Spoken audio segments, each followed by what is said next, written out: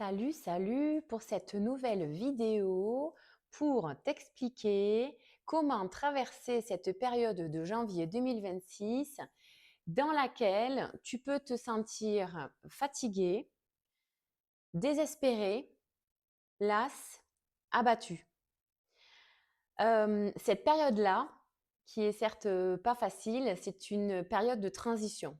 Alors certes, on a passé le réveillon, on a basculé en 2026, année 1, super, sauf que la nouveauté, elle n'arrive pas le 1er janvier 2026, quoi. Le nouveau, le renouveau, il n'arrive pas entre minuit et minuit 1, quoi, entre le 31 décembre et le 1er janvier. Pourquoi? Parce que déjà, nous, on est sur un calendrier grégorien, voilà. Donc ça a été, les dates sont décidées de manière arbitraire.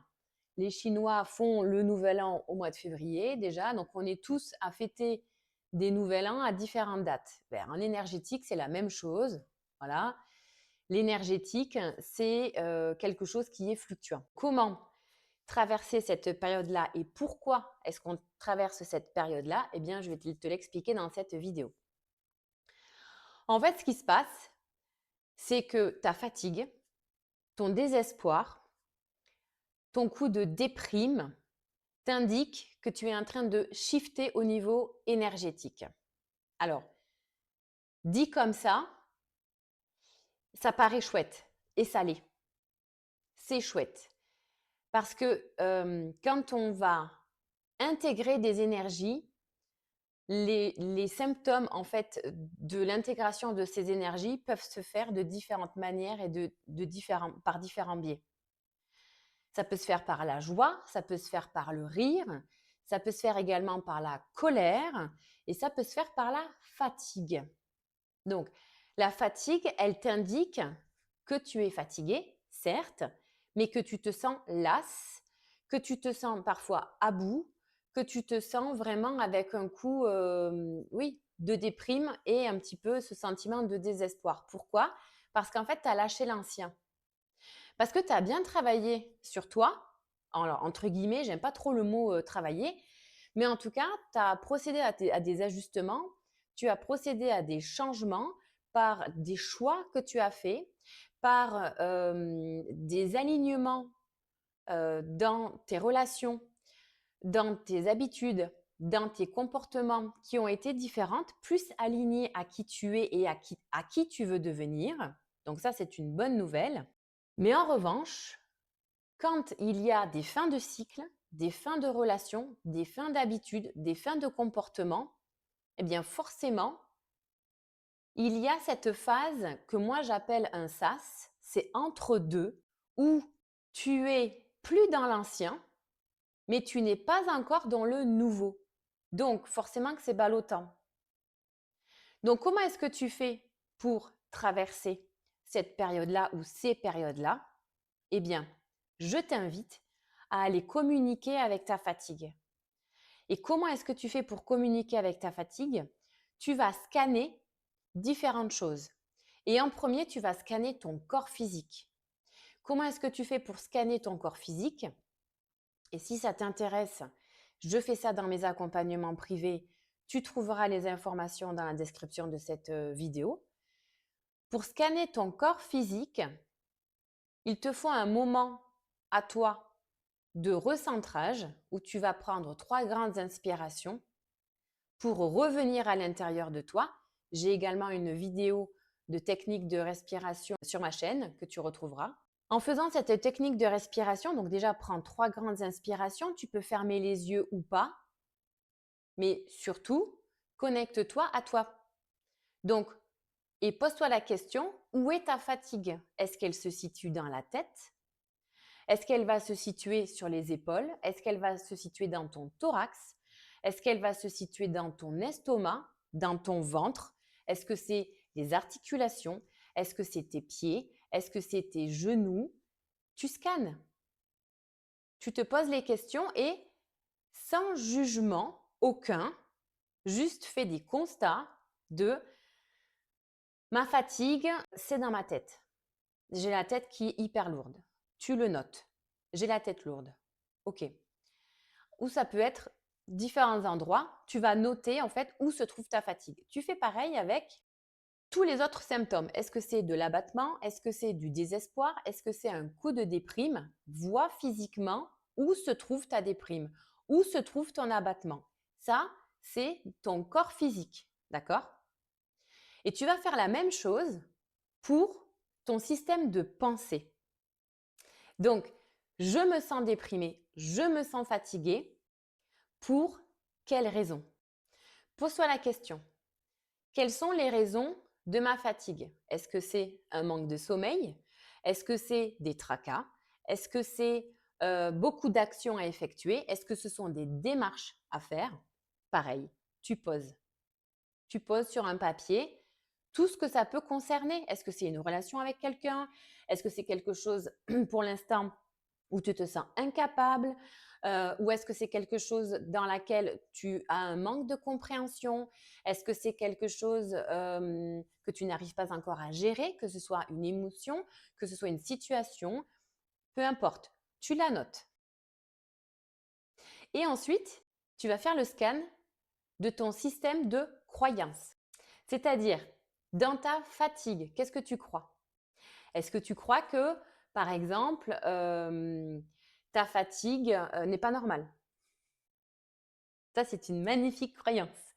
Ma fatigue n'est pas normale. Forcément, si tu penses et si tu crois, pour le coup, si tu crois que ta fatigue, elle n'est pas normale, forcément, ça ne va pas te mettre dans un état d'esprit déjà très positif. Ton état de déprime, je t'invite à aller regarder cet état-là, et puis peu importe ce que tu auras noté au niveau de tes croyances, je crois que le monde va mal. Oui, effectivement, mais dans tes croyances, c'est est-ce que je crois que c'est possible? Parce que si tu crois que c'est impossible que ça aille mieux, effectivement, cet état-là ne va pas t'aider. Mais va questionner ton système de croyance. Est-ce que tu crois que truc muche, pardon, ne changera jamais? Est-ce que tu crois que truc machin est responsable de ton état? Note, note tout ce à quoi tu crois. Je crois que je ne suis pas capable. Je crois que c'est impossible. J'en ai marre. Je crois que j'accumule les emmerdes. Tu poses tout ça sur un papier. Parce que déjà en le posant, tu vas le matérialiser différemment qu'en le vivant dans la matière, dans ton quotidien. C'est-à-dire que tu commences à le mettre en lumière. Et en commençant à le mettre en lumière, en discutant avec lui, tu vas le faire vivre. Et comme tu vas le faire vivre, eh bien, il n'aura plus besoin de t'alerter. Je voudrais aussi t'accompagner dans cette vidéo pour que tu puisses percevoir ce que tu es en train de vivre d'une autre manière. Je m'explique.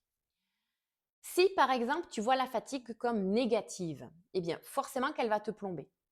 Mais si tu commences à trouver des avantages et des bénéfices à cet état-là de fatigue, tu ne la verras plus comme négative. Parce que je te rappelle que dans toute chose, il y a du positif et du négatif. Donc, en tant qu'être humain, on est programmé pour voir le négatif. C'est sûr. Mais justement, c'est une démarche consciente que d'aller chercher ce qui est positif dans toute chose. Donc, ta fatigue, qui est aussi positive, de quoi est-ce qu'elle t'alerte? Qu'est-ce qu'elle te met en lumière, ta fatigue? Est-ce qu'elle te met en lumière ta fatigue d'avoir posé des limites mais qu'elles ne sont pas respectées? Peut-être.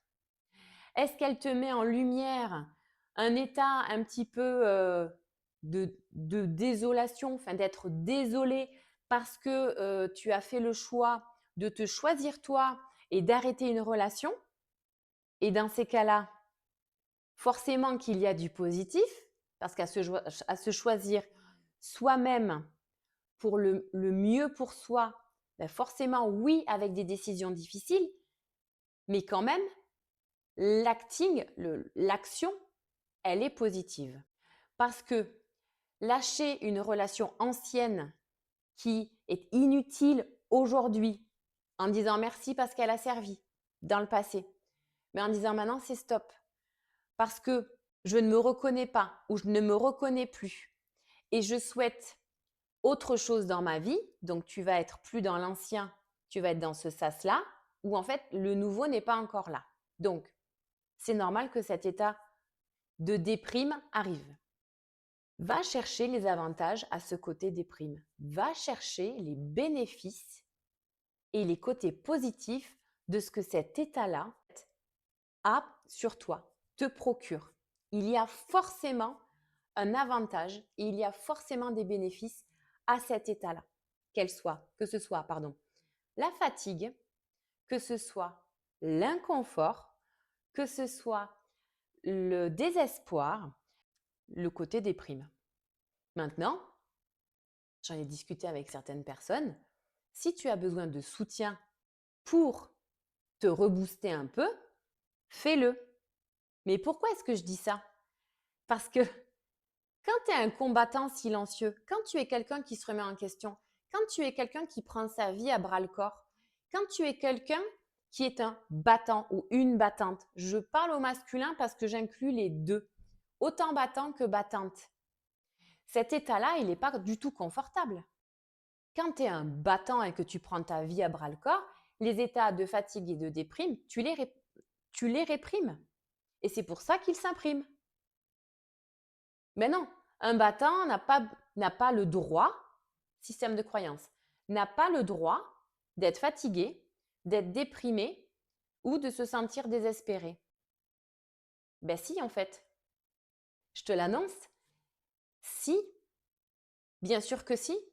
C'est pas un état qui est réservé à un être humain en particulier. Sachez que tout ce qui existe dans l'univers est utile. Sachez que tout ce qui existe sur notre planète Terre est utile. Sachez que tout ce que vous ressentez est utile. Sachez que tout ce que vous vivez est utile.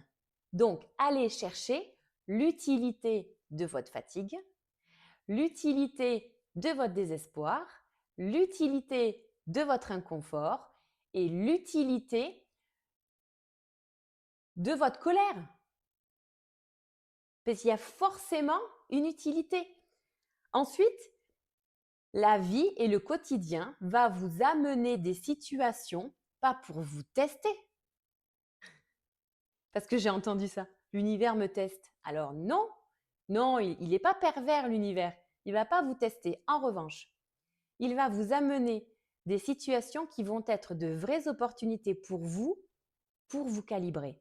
Dans le sens où les situations qui vont venir à vous vont être là pour que vous vous posiez la question, qu'est-ce que je fais? Comment j'agis? Et parfois, vous vous direz, eh bien, avant, j'aurais agi comme ça, mais là, aujourd'hui, je n'accepte plus ça, j'agis différemment. Juste pour être sûr que vous soyez calibré et calé sur la bonne fréquence et sur la bonne énergie pour vous. Donc non, ce n'est pas un test, c'est une opportunité. C'est comme les épreuves sont aussi des opportunités d'évolution. Ce ne sont pas des punitions. Encore une fois, tout dépend avec quel œil vous regardez. Est-ce que vous regardez avec l'œil tout le temps négatif, défavorable, ou est-ce que vous regardez avec l'œil bénéfique, avantage et positif? C'est à vous de choisir.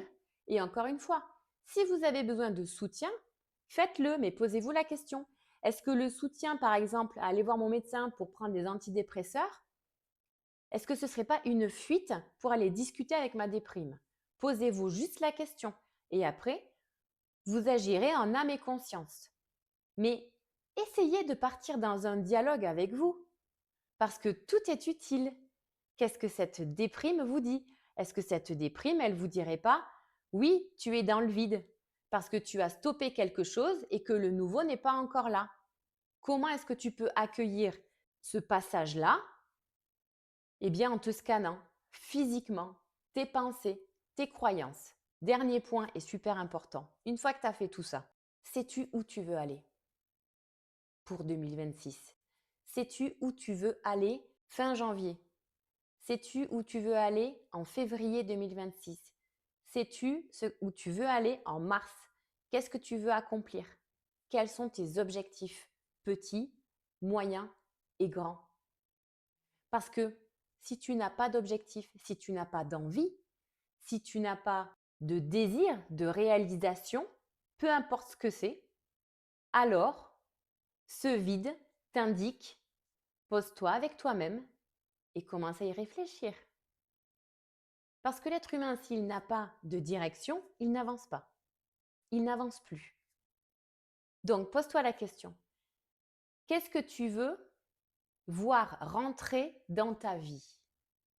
Quelle expérience veux-tu faire dans la journée, dans la semaine, dans le mois, dans les 3 prochains mois, dans les 6 prochains mois, dans l'année qui est en train de s'écouler déjà? De quelle expérience veux-tu faire? Quelle émotion veux-tu vivre au plus profond de toi? Quel sentiment veux-tu éprouver? Et note.